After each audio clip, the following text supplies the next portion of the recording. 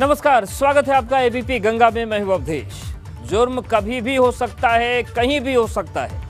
मुमकिन है आपके आसपास भी हो ऐसा कोई अपराधी, लेकिन आप उसके इरादों से बेखबर हो। आज ऐसी तमाम खबरें आपको बताएंगे जहां अपराध की दस्तक सुनी नहीं गई या बहुत देर हो गई।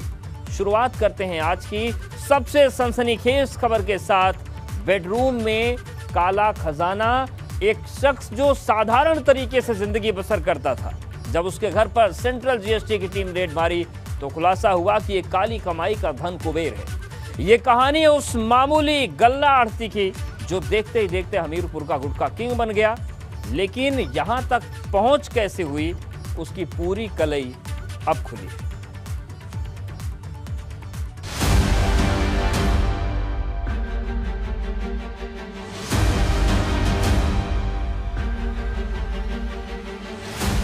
वो नोटों के बिस्तर पर सोता था।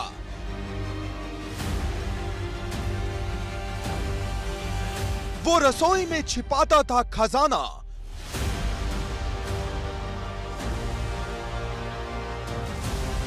आंखें चौंधिया गई, होश उड़े के उड़े रह गए।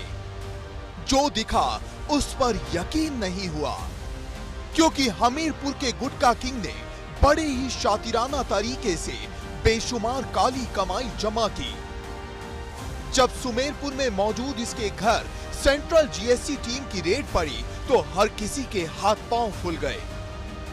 देखिए, 1, 2, 3, 4, 5, ना जाने कितने अधिकारी सुबह से लेकर रात तक इन नोटों की गिनती करते रहे। लेकिन कभी रसोई से नोट निकलते, कभी बिस्तर के नीचे से, और गिनती का सिलसिला खत्म ही नहीं होता। ऐसे में घंटों की मशक्कत के बाद देर शाम नोट गिनने वाली मशीनें मंगवाई गई। दंग कर देने वाली ये तस्वीरें हमीरपुर के गुटखा व्यापारी जगत गुप्ता के घर की है। 13 अप्रैल की सुबह 6 बजे छापेमारी की कार्रवाई शुरू हुई और रात 8 बजे के आसपास नोट गिनने के लिए 3 मशीनें मंगवाई गई। पूरे 6 करोड़ 31 लाख 11,800 रुपए की बरामदगी हुई, जबकि 80 लाख का सामान भी बरामद किया गया। लेकिन इस रेड की तस्वीरें अब सामने आई है, जिन्हें देखकर हर कोई हैरान हो रहा है। Bureau report, ABP Ganga. तो तस्वीरें आपने देखी हमीरपुर के इस गुटखा किंग पर आज दिन भर हंगामा मचा रहा। लेकिन अब हम आपको बताते हैं पूरी काली कुंडली, यानी जो काला खजाना इसके घर से बरामद हुआ वो इसने कैसे जमा किया। यकीन मानिए, जानेंगे तो चौंक जाएंगे।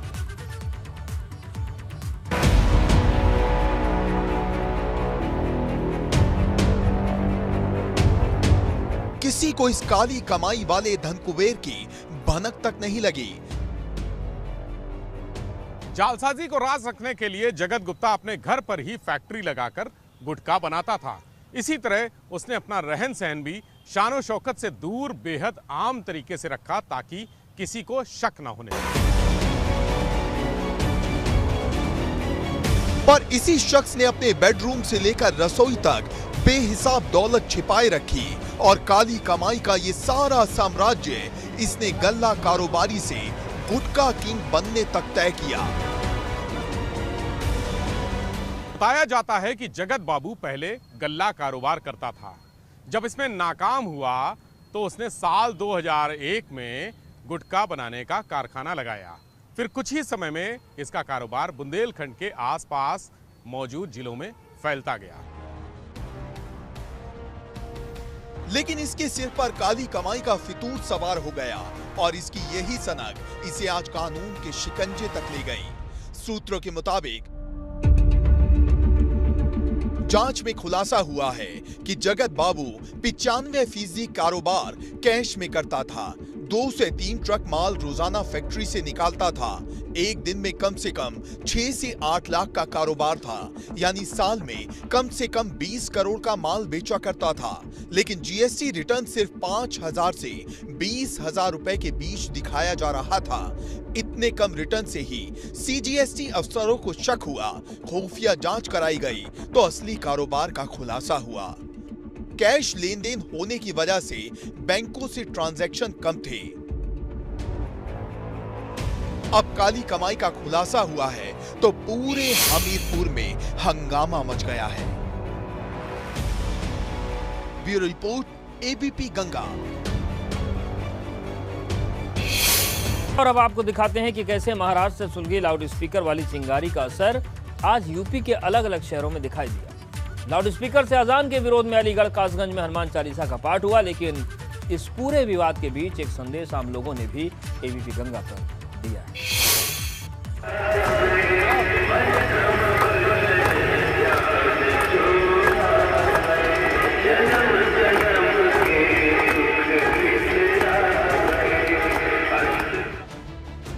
अलीगढ़ में लाउडस्पीकर से हनुमान चालीसा का पाठ।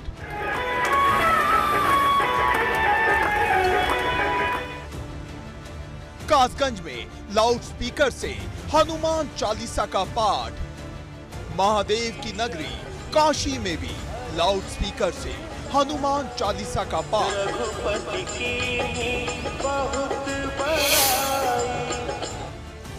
कहते हैं मजहब नहीं सिखाता आपस में बैर रखना, लेकिन लगता है सियासत जरूर सिखाती है। वो सियासत जो इन दिनों लाउडस्पीकर को भी अपना औजार बना रही है। उत्तर प्रदेश के अलीगढ़, कासगंज और वाराणसी में मस्जिदों से लाउडस्पीकर पर अजान के विरोध में मंदिरों और चौक चौराहों पर लाउडस्पीकर से हनुमान चालीसा का पाठ किया जाने लगा है। शोर वाली सियासत की चिंगारी सबसे पहले महाराष्ट्र और कर्नाटक में सुलगी। पण आज 12 तारीख आहे, 12 ते 3 मे महाराष्ट्रातल्या सगळ्या मशिदींवरच्या मौलवींशी तुम्ही त्यांना बोलवून घ्या, त्यांना सांगा सर्व मशिदींवरचे लाउडस्पीकर हे उतरले गेले पाहिजेत, खाली आले पाहिजेत। 3 तारखेनंतर तुम्हाला कोणताही त्रास आमच्याकडनं होणार नाही। अब देखते ही देखते लाउडस्पीकर पर यूपी में भी महाभारत शुरू हो चुकी है। पहले अलीगढ़ में एबीवीपी की तरफ से 21 चौराहों पर लाउडस्पीकर लगाने की मंजूरी मांगी गई ताकि हनुमान चालीसा का पाठ किया जा सके।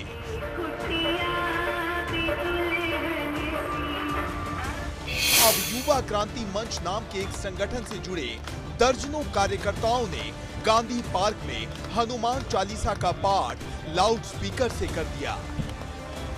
हमने एसीएम फर्स्ट मोहम्मद जफर साहब जो थे उनको ज्ञापन दिया था और हमने शीघ्र अतिशीघ्र तत्काल कार्रवाई करने की उनसे मांग करी थी और उन्होंने ये भी बोला था कि हम इस पर विचार विमर्श करेंगे, पर अब तक कोई विचार विमर्श नहीं हुआ। मस्जिदों पर यों के तो 10 के 10 लाउडस्पीकर लगे हुए हैं। हमने उनसे मात्रा कम करने की मांग करी थी, अभी तक कोई मात्रा कम नहीं हुई। उसके एवज में आज हमने यहाँ पर लाउडस्पीकर ला के हनुमान चालीसा का पाठ कराया। लाउडस्पीकर की इस महाभारत से कासगंज भी अछूता नहीं है। यहाँ पटियाली में भी अजान के विरोध में हनुमान चालीसा का पाठ किया जा रहा है। दावा है ये तो बस शुरुआत है, अभी और मंदिरों पर स्पीकर लगवाए जाएंगे। मैंने देखा है कि दिन में 5 बार मेरे दुकान के सामने मस्जिद है, उसमें 5 बार नमाज होती है और लाउड स्पीकर का साउंड आप सुनेंगे तो आपको आप किसी से बात कर रहे होंगे तो आप अपनी बात नहीं सुन पाएंगे। अच्छा। उनका साउंड इतना तेज रहता है। बार बार लोगों ने विरोध भी किया लेकिन उसके बाद भी कोई हल नहीं निकला। उसको देखते हुए हम लोगों ने पटियाली के 2 मंदिरों पर लाउड स्पीकर से हनुमान चालीसा की शुरुआत की है। हालांकि इसी पटियाली में जब एबीपी गंगा की टीम पहुंची तो स्थानीय लोगों ने गंगा जमुना तहजीब की मिसालें दी और आरोप लगाया कि लाउड स्पीकर का घमासान सिर्फ सियासत का मुद्दा है। हमारे पटियाली में तो कभी कोई मसला रहा ही नहीं और ना इस वक्त अगर कोई हनुमान चालीसा की कोई अब्बा चली है तो ऐतराज़ किस बात का। हनुमान जयंती है, हनुमान चालीसा अगर हनुमान जयंती में नहीं पढ़ा जाएगा तो फिर कब पढ़ा जाएगा। पढ़े खूब शौक से। तो जहाँ तक आज़ान का सवाल है, आज़ान के बारे में मैं सारे अपने मुस्लिम से ही कहना चाहूँगा कि आज़ान का वक्त जब हो तो आप अपना मिनिमम आवाज़ पर आज़ान दें, मैक्सिमम आवाज़ ना हो। ऐसी ही मिसाल कानपुर के टाटमिल चौराहे से सामने आई, जहां जुम्मे के दिन पहले नमाज हुई और फिर हनुमान चालीसा का पाठ किया गया। क्योंकि अवधान चल रहा है, जो विवाद हो रहा है उसको किस तरह से देख रहे हैं, क्या बोलेंगे? नहीं, यहाँ पे कोई ऐसी बात नहीं है अभी फिलहाल। यहाँ से सबक जी, लेने यहाँ यहाँ से सबक लेने, यहाँ देखे आके, यहाँ से सबक लेने आके।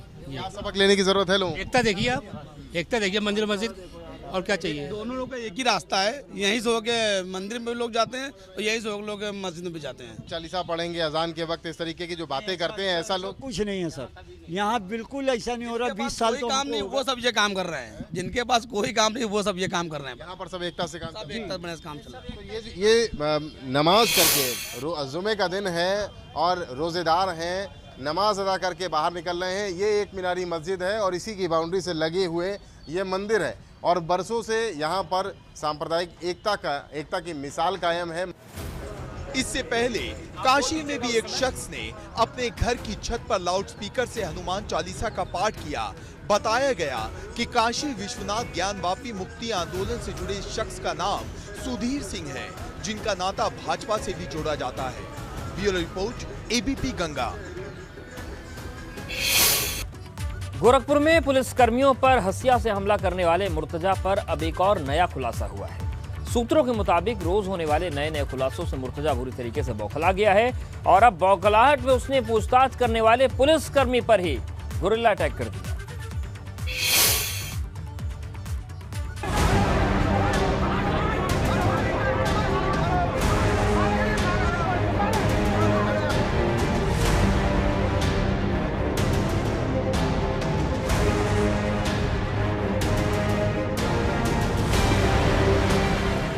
कुछ इस तरह गोरखपुर हमले के मास्टरमाइंड अहमद मुर्तजा अब्बासी ने गोरखपुर मंदिर के बाहर पुलिसकर्मियों पर हमला किया।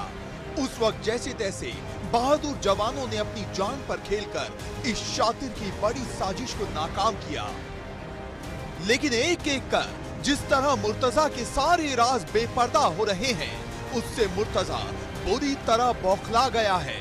सूत्रों के हवाले से कई चौंकाने वाले खुलासे हुए हैं, जिनमें सबसे बड़ा और अहम है, पूछताछ के दौरान मुर्तजा हमलावर हो गया और पुलिसकर्मियों पर हमला बोल दिया। बताया जा रहा है मुर्तजा ने सवाल करने वाले इंस्पेक्टर पर प्लास्टर वाले हाथ से कोहनी मारी। गोरखनाथ मंदिर पर हमला करने वाला मुर्तजा एटीएस की पूछताछ के दौरान हिंसक होने लगा है। एटीएस सूत्रों ने बताया कि मुर्तजा ने पूछताछ करने वाली टीम पर हमला भी किया। सवाल जवाब के दौरान मुर्तजा अचानक आक्रामक हो गया और उसने अपने आसपास मौजूद पुलिसकर्मियों को चोट पहुंचाने की कोशिश की।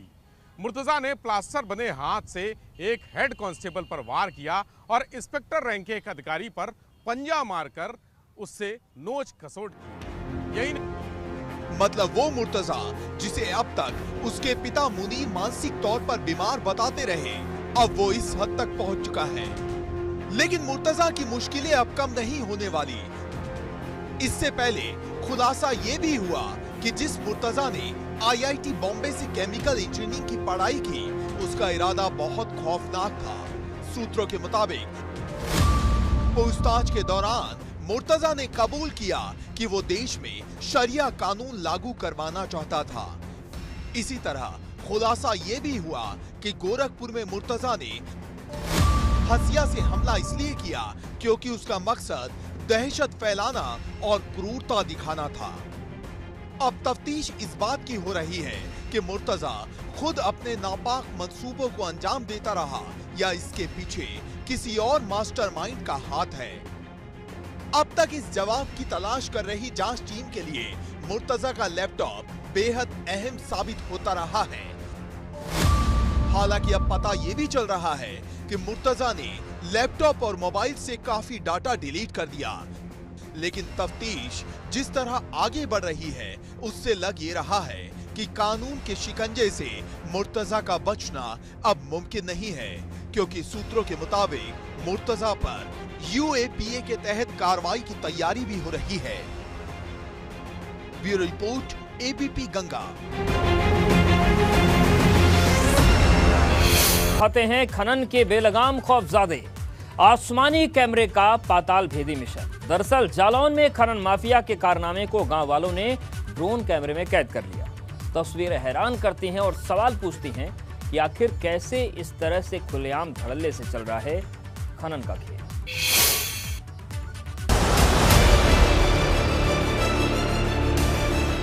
ये खनन के बेलगाम खौफजादे हैं,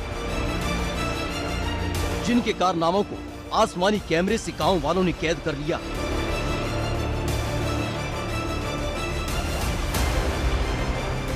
तस्वीरें जालौन की हैं, जहां धड़ल्ले से खनन हो रहा है। यहां अवैध खनन के लिए नदी की जलधारा को छलनी छलनी कर दिया, उसकी छाती को चीरकर सफेद बालू निकाली जा रही है। प्रशासन कुंभकर्णी नींद सोता रहा और जब कोई सुनवाई नहीं हुई तो गांव वालों ने खुद से खनन की इस तस्वीरों को ड्रोन कैमरे में कैद कर लिया।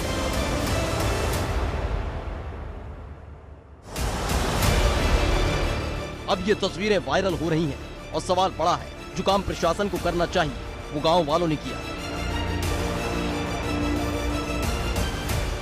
लेकिन ये तस्वीरें सवाल उठा रही हैं कि कैसे सुप्रीम कोर्ट की गाइडलाइंस को इस तरह ताक पर रखा जा रहा है। Bureau report, ABP Ganga.